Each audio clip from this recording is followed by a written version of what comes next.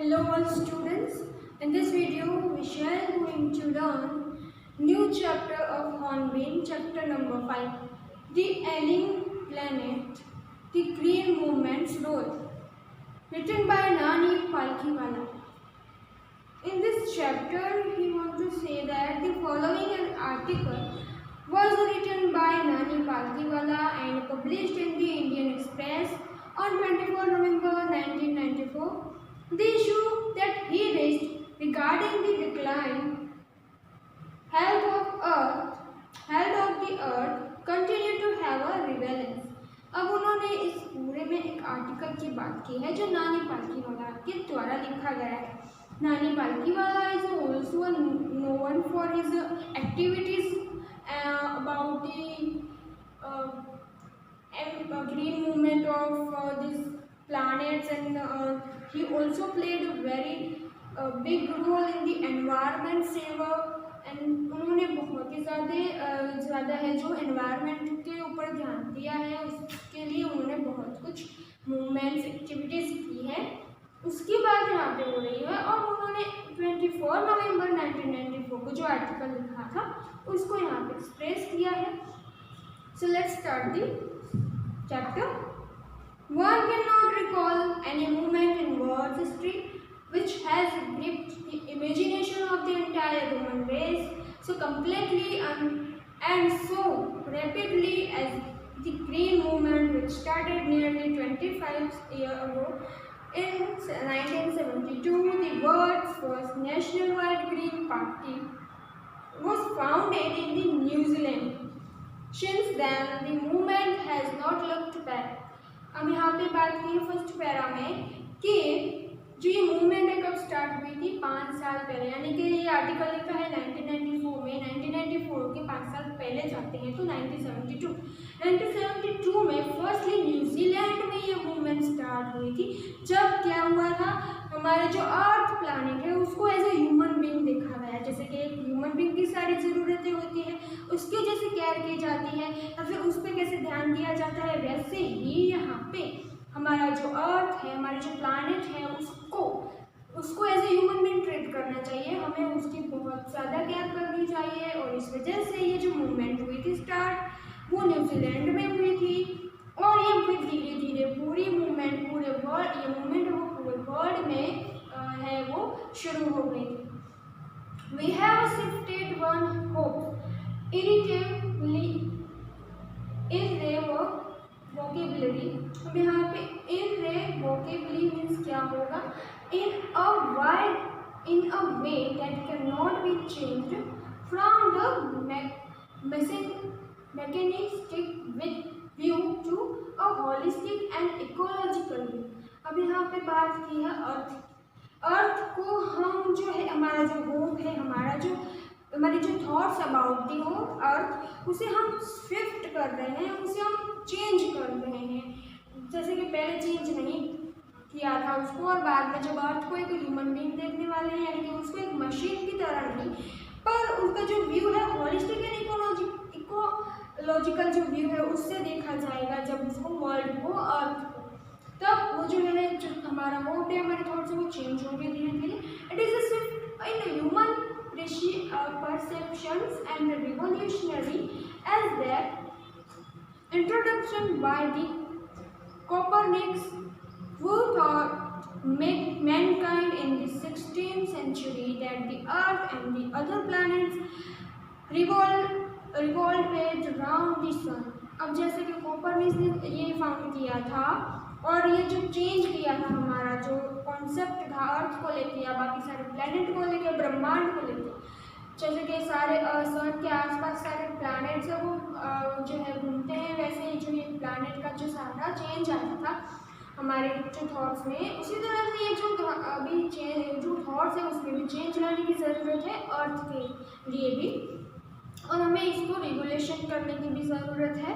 For the first time in human history, और ये first time हो रहा था ह्यूमन हिस्ट्री में, there is the growing worldwide consciousness that the earth itself a living organism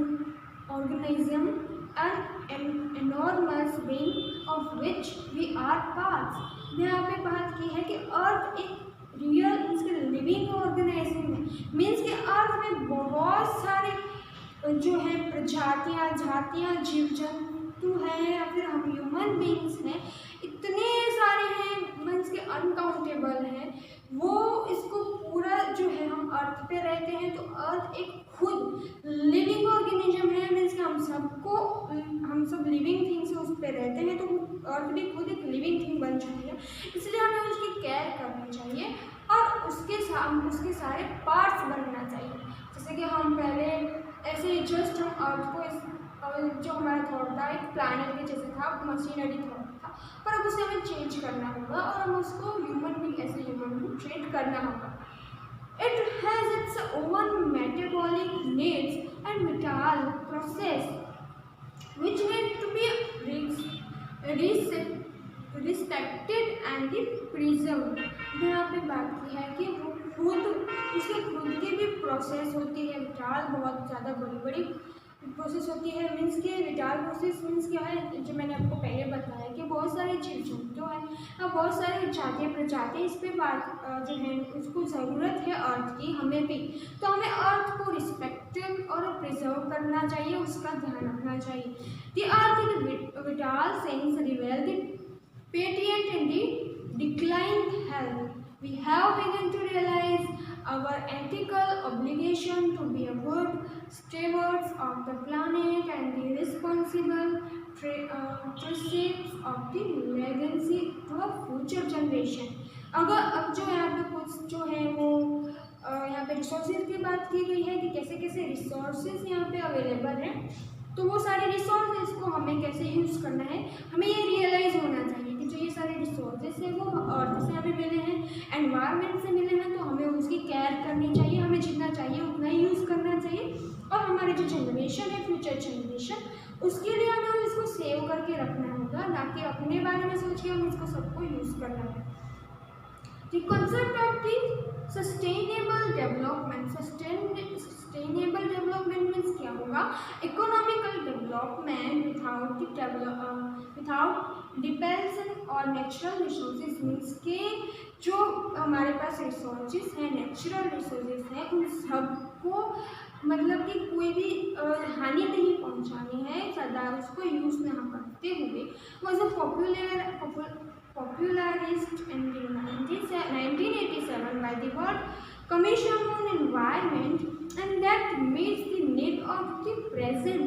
अब जो पहले जब 1987 में इसके बारे में बात की गई थी, उसके बाद अब प्रेजेंट में भी उसकी ज़रूरत है इस चेंज करने की, और हमारे जो सारे रिसोर्सेज हैं उसको भी बचाने की और यूज़ है उसका बहुत ही लिमिटेड करने की, without compromising the ability of future generation to meet their needs।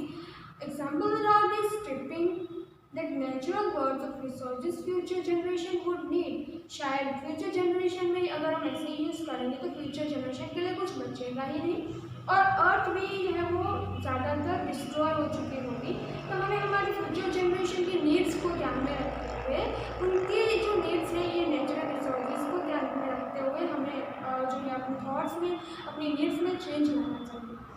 In the zoo at Luscas, Zambia, there is a cage where they notice reads the world's most dangerous animal inside the cage. There is no animal but a mirror where you see yourself।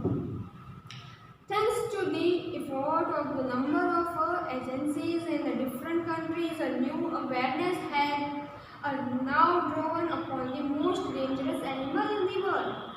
He has realized that the wisdom of shifting from the system based on domination to one based on a partnership। अब यहाँ पे बात की इस para में कि लुस्का Zambia है, वहाँ पे एक जू है, वहाँ पे एक केज है, वहाँ पे लिखा हुआ है नोट कि the world's most dangerous animal, और केज में कुछ नहीं है, एकदम खाली है केज। केज में क्या रखा हुआ है, एक मिरर रखा हुआ है।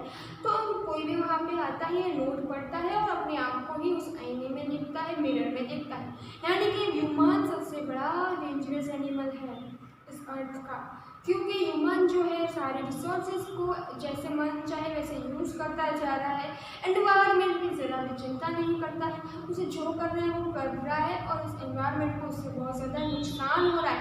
और इस वजह से एनवायरनमेंट को नुकसान होने के कारण बाकी जो जीव जंतु हैं जो प्लैनेट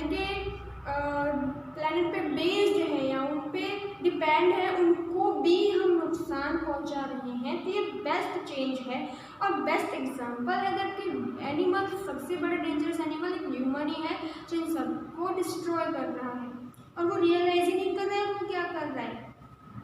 तो इस रियलाइजेशन की ज़रूरत है, पार्टनरशिप की ज़रूरत है। सिस्टम जो चल रही है पृथ्वी की, उस अर्थ की, उसमें हमें पार्टनर बनना है सारे जीव जंतु के साथ, या फिर पूरी इकोनॉमिकल सिस्टम है उसमें हमें पार्ट के रूप में काम करना है अपना।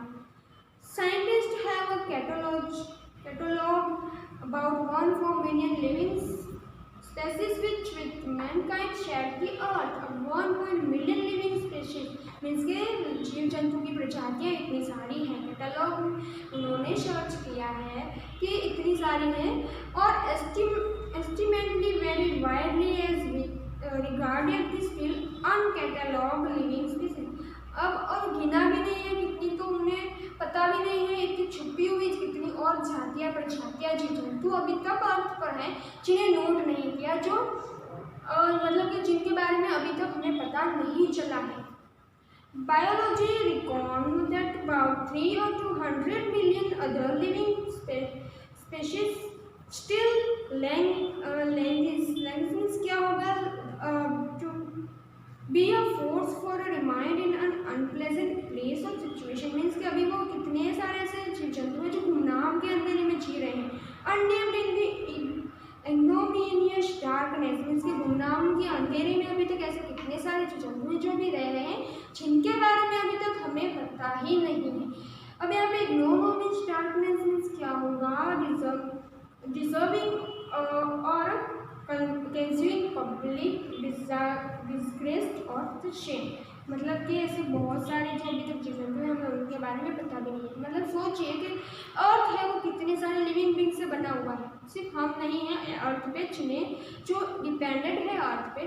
तो हमें हमारे अर्थ, हमारा प्लैनेट है जितना सुंदर है, हमें बहुत सारा कुछ मुझसे मिला है, तो हमें उसको रिटर्न में हम कुछ देते नहीं हैं। तो जो उसने हमें दिया है उसको तो हम संभाल के यूज़ कर सकते हैं और इसकी जो है केयर भी करनी चाहिए। तो हमारा जो मेन थीम है इसका वही है एनवायरनमेंट की। से अभी जो हालत बिगड़ती जा रही है, पॉल्यूशन बढ़ता जा रहा है, इस वजह से डेंजर जो हमारे अर्थ पे सराउंडेड है अभी उसको यहाँ दूर करने की बात की गई है। और ये बहुत पहले की बात है, पर अभी जो प्रेजेंट सिचुएशन है उसमें भी हम देख सकते हैं कि अर्थ की सिचुएशन कितनी ही भयंकर हो चुकी है। तो आगे की स्टोरी हम नेक्स्ट वीडियो में देखेंगे। तब तक के लिए have a nice day, thank you and take care.